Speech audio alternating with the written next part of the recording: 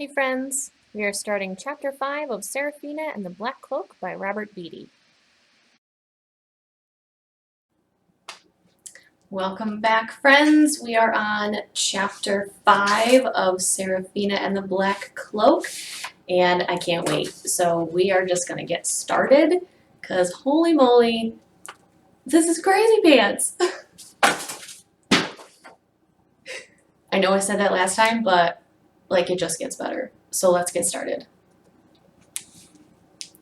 The moment her pa opened the door, Mr. Bozeman and two other men stormed into the electrical room.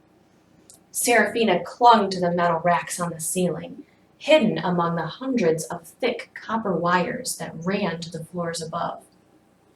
While her pa launched into an elaborate explanation of exactly how a dynamo generated electricity to the bewildered men, Serafina crawled along the ceiling, dropping silently to the floor behind them, and darted out the open door. She dashed down the corridor and crawled into a small coal chute, then curled up in the darkness and hunkered down. She'd always had a hankering for sitting quietly in the dark, confined spaces. As she peered out of the blackness through a small hole in the chute's iron door and watched the searchers go by one way and then the other, her mind kept going back to the story that her pa had told her about her birth. It infuriated her that he'd waited this long to tell her. Could it really be true? Had she actually been born on the ground one night out in the darkness of the forest? Her mama, whoever she was, must have been very brave. But the more she thought about it, the more she reckoned that maybe her mama didn't just go sauntering into the forest that night to give birth. Maybe she already lived there. And if that was true, then what kind of creature had her mother been? And what kind of creature did that make her? What if her pa had been wrong to take her? It was all so confusing. She felt more unsettled and disjointed than ever. Suddenly, her pa wasn't her pa, and Biltmore wasn't her home, and she still didn't have a mama. She knew now that her pa had been hiding her because he was scared of what people would do to her, but it still confused her because her pa loved her. So couldn't other people love her too? What difference did it make when you slept and when you hunted? It seemed like everyone must love the feeling of lying in the warm sunlight of a window, or seeing a bird fly across the sky, or taking a walk on a cool, moonlit night when all the stars were overhead. She wasn't sure if most boys and girls her age could catch one rat or two with their bare hands, but she didn't think that it was too strange a thing either way. As another search party moved past her, Serafina watched them and shook her head. If Clara Brahms was alive and wanted to hide, there were plenty of places for her to do so. Adults, even 100 of them running around in a panic, didn't seem to grasp all that was possible in a place like Biltmore. There were thousands of places to hide. She hoped they would somehow find Clara, despite what she had seen happen the night before. But she didn't think they would. Clara Brahms was gone. "You're too loud and moving too fast," she thought as the searchers went by. "You're never going to find her that way. You've got to catch the rat." Her pa had told her to leave them to it, and that it wasn't any of her business, that they weren't her kin. But who was he to say who was kin and who wasn't? He stole babies out of the woods. What if Clara was still alive and needed her help? How could she just sit there and watch? What if the man in the black cloak came again and took someone else? She resolved that she needed to find Braden Vanderbilt again and tell him what she'd seen. It wouldn't be right not to. She'd always dreamed of having a friend. But what kind of friend was she going to be to Clara Brahms if she didn't try to help her? When the corridor was clear, she crawled out of the chute and snuck away. Her plan was to creep upstairs, but when she passed the mossy stairway that led down to the lower levels of the basement, she wondered if there'd be any sign of what had happened the night before. The young master would be far more likely to believe her story if she could bring him some sort of evidence of what she'd seen. She slinked down the stairs, down and down again into the damp darkness of the sub-basement, until she came to the slanted, brown dripping corridor. She couldn't stop her breathing from getting heavier, but she kept going, telling herself that she'd be safe. She crept through the darkness until she came to the spot where she'd seen the man in the black cloak. There was no sign of Clara Brahms, but there were red drips on the wall. On the floor, she found a tiny shard of glass. From the broken lantern, she thought. She searched the area, but found nothing else. On her way back, she followed the same series of corridors she had used to escape the demon, or whatever it was. She studied the areas where she had battled for her life. She spotted something lying at the base of the wall that at first glance looked like a dead, rotting rat. It had the size and color of one of those nasty vermin, but as soon as she took a step closer, her nose wrinkled. It gave off a putrid, foul smell, but it wasn't a rat.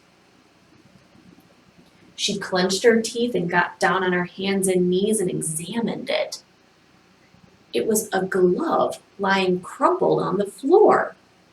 Images of the black cloak swirling around her rose up in her mind, the cloak cutting her off from all that she knew and loved. "It's just a glove, you silly fool," she thought, smiling at her scaredy cat thoughts. But when she picked it up, her mouth curled in disgust. Inside the glove were bloody patches of skin. It was so disgusting, far worse than any rat carcass she'd ever found. But she forced herself to examine it more closely. The glove was made out of a fine, thin, black satin material. The flakes and patches of skin inside appeared as if they had sloughed off the hand that had last worn the glove. The skin had tiny black spots and gray hairs. It was as if the owner of the glove hadn't been just old, but aging rapidly, almost disintegrating. Her muscles twitched as she remembered fighting for her life. She had bitten and clawed in a wild frenzy. The glove must have fallen from his belt or pocket, for she remembered that his hands had been bare and bloody when she fought him. Men's gloves were as common as top hats and canes, so it wasn't a very good clue. It didn't provide her evidence to show to the young master, but it did stiffen the idea that whoever or whatever the man in the black cloak was, there was something wrong with him. Anxious to get out of the damp and more determined than ever to find the young master, she scampered her way up to the main level of the basement. Many of the rooms on this level had windows at the tops of the walls. Outside, she could see servants and guests searching the gardens, the rambles maze, and the many footpaths. She couldn't help but hope to see Braden Vanderbilt among them. She wondered if she could think of Braden as her friend now, or if she was fooling herself.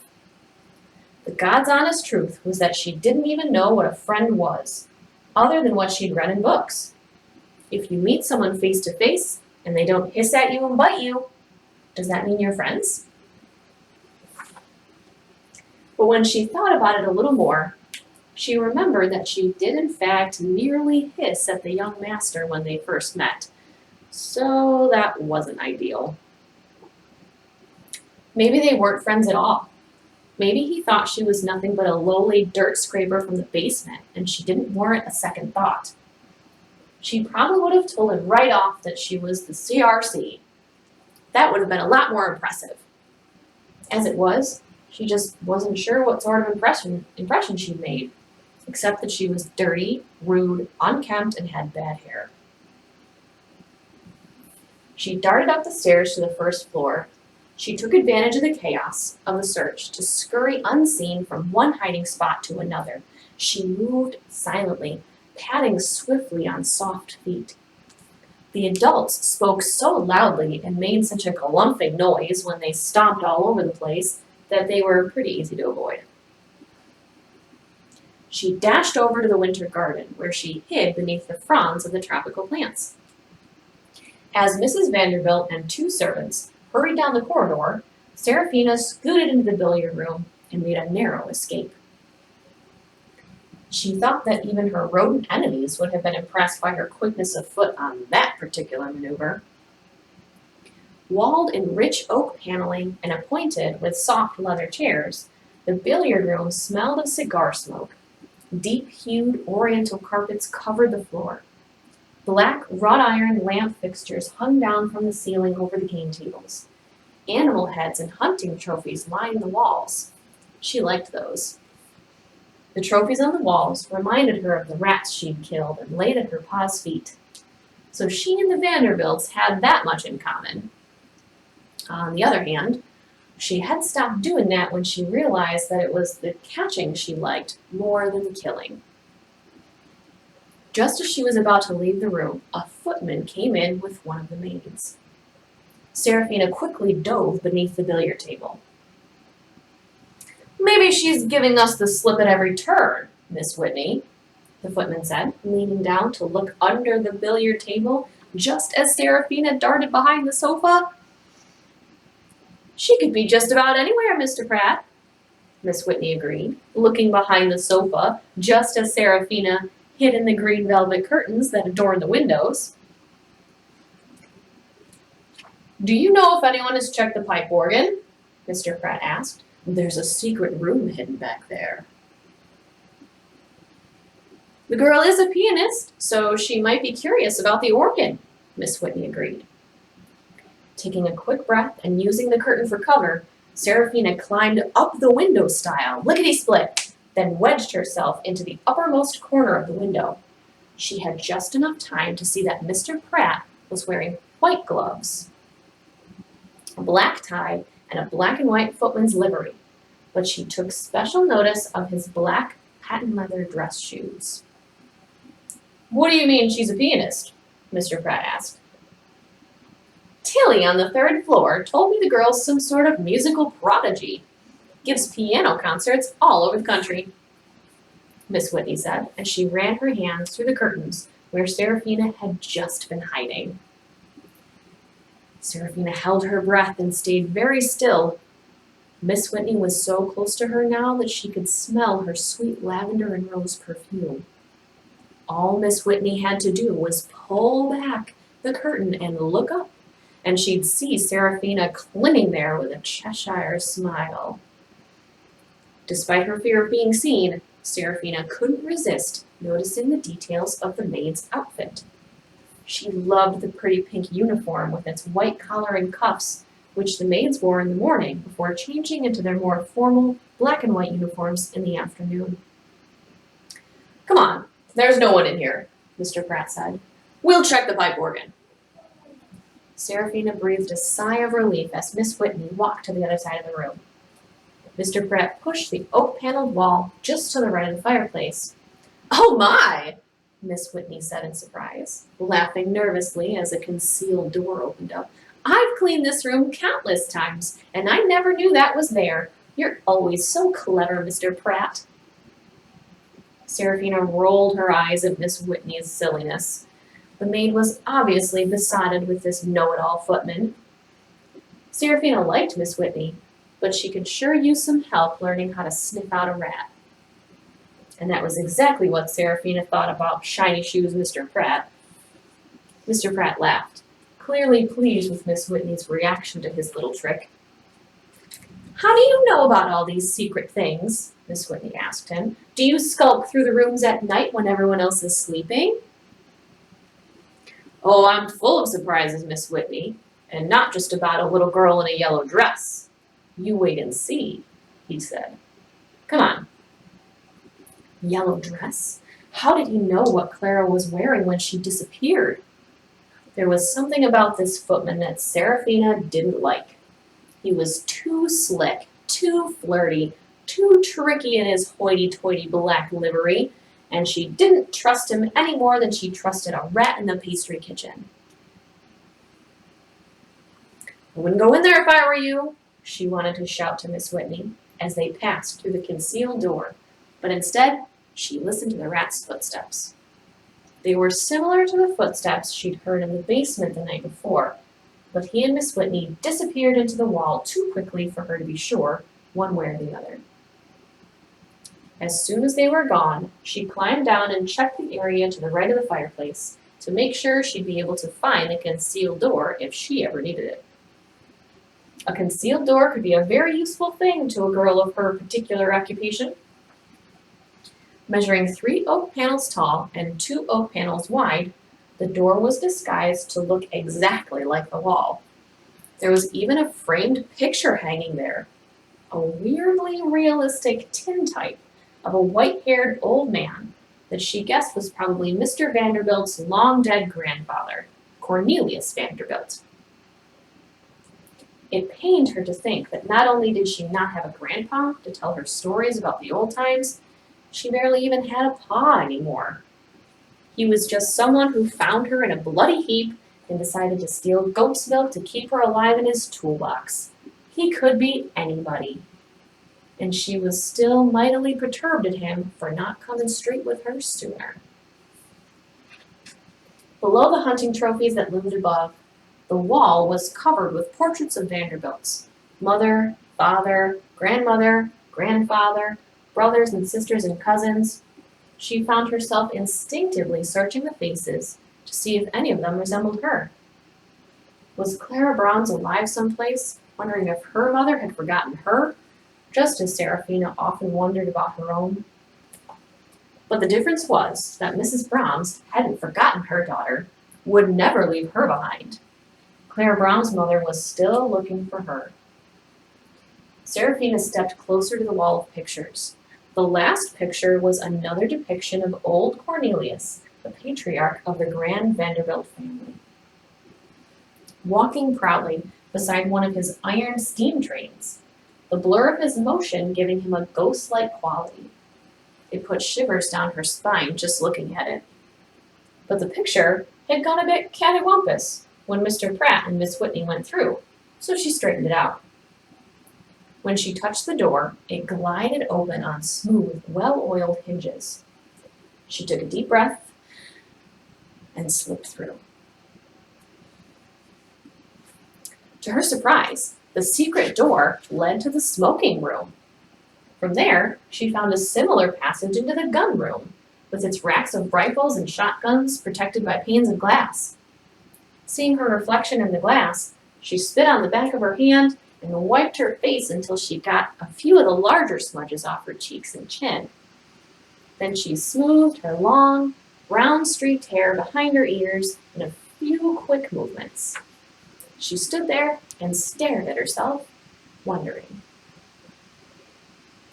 If her mother saw her, would she recognize her?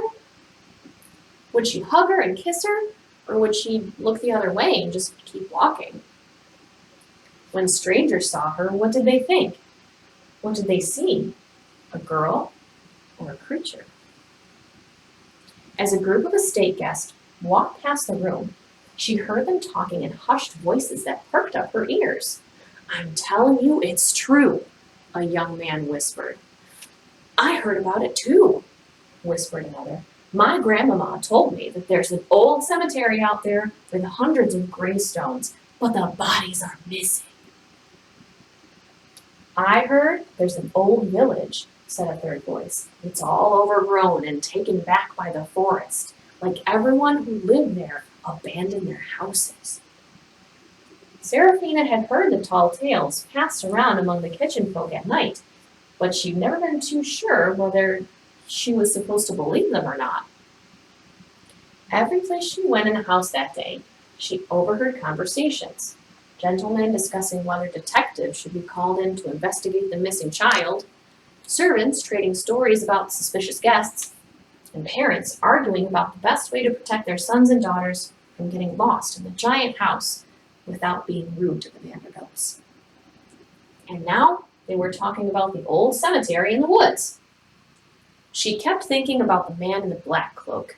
If he was one of these people, could he be lurking in any corridor or room? How do you tell a friend from an enemy just by looking at him? It seemed like the farther she went, the more questions she had. The only thing certain so far was that the search continued and they still hadn't found Clara Browns, either alive or dead. Then she had an idea. If the man in the black cloak was some sort of wraith that drifted out of the forest at night, or if he conjured himself out of the ether in the basement, then she probably wouldn't find very much evidence of him in the upper floors of the house. But if the man in the black cloak was at least partially mortal and resided at Biltmore, then he'd have to stash his cloak someplace when he wasn't wearing it. If she could find the cloak, then maybe she could find the man.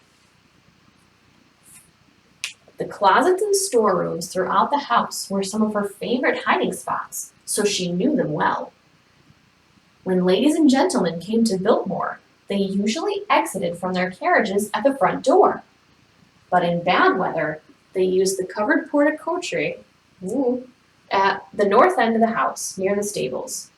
Always just out of sight, darting and dodging, creeping and crawling, she made her way there.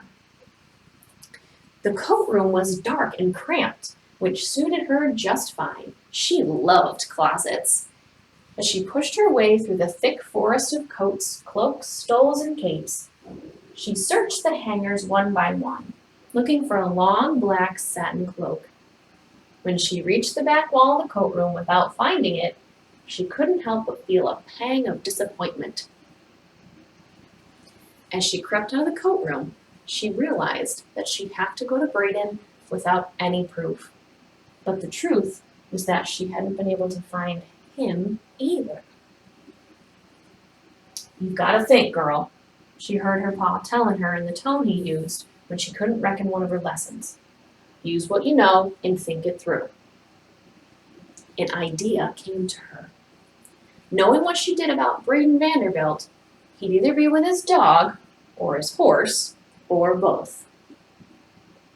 He loved horses. It would be the first thing he thought of. He'd go to the stables to help the stableman look for Clara Browns there. Or maybe he'd search the grounds on horseback. Either way, the stables seemed like the place to go. The most direct path was through the porta coche. There were quite a few people coming and going through this tiny busy area, but she hoped that if anyone spotted her, they'd assume she was a scullery maid or a kindling girl going about her chores.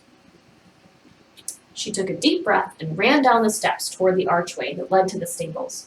She moved fast. She thought she was going to make it, but just as she looked behind her to make sure that no one was following her, she collided with a great smash into a large man in front of her, knocked the wind out of her, and nearly knocked her off her feet.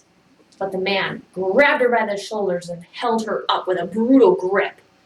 Her captor wore a full-length black raincoat, even though it wasn't raining. He had a peculiar pointed beard, crooked teeth, and an ugly pockmarked face. She hadn't seen the face of the man in the black cloak, but this is what she'd imagined he'd look like. "What are you looking at?" he demanded. "Who is you, anyway?" "I ain't nobody," she spat defiantly, trying desperately to tear herself free and run, but the man's hands clamped her so tight that she couldn't escape. Now it was her turn to be the biting rat, with its neck squeezed between finger and thumb. She noticed that she was standing in front of the open door of an awaiting carriage. "You the new pig girl?" the man demanded. "What you doing up here?" He tightened his grip so viciously on her arms that she let out a squeal of pain. "I said, what's your name, you little scamp?" "None of your business," she said as she kicked and fought any way she could. The man had a terrible smell, like he needed a bath really, really bad. And his breath stank with a huge wad of putrefied chewing tobacco that bulged in his cheek. "Tell me your name or I'm going to shake you," the man said, even as he shook her. He shook her so violently that she couldn't catch her breath or get her feet on the ground. He just kept shaking her. "Mr. Crankshot," a firm, authoritative voice said from behind her. It wasn't just a name, it was a command. Startled, the ugly man stopped shaking her. He set her on her feet and began to smooth her hair, pretending that he hadn't been actually taking care of her all along. Gasping for breath, she turned to look at who had spoken. There stood Braden Vanderbilt at the top of the steps. Once again, saved by the Braden. So that is the end of chapter 5, and it looks like the searching isn't very fruitful so far. So the story continues. Thanks for joining me for chapter 5, my friends. Chapter 6 is going to get even more nuts, I'm sure, and I can't wait to read it with you. Thanks for joining me. Bye, Renegades. Hey, Renegades. Make sure you like this video and subscribe to the channel to get all the updates on Serafina and the Black Cloak. You don't want to miss a chapter here. So, thanks a bunch. Make sure to hit those buttons. Thanks, guys.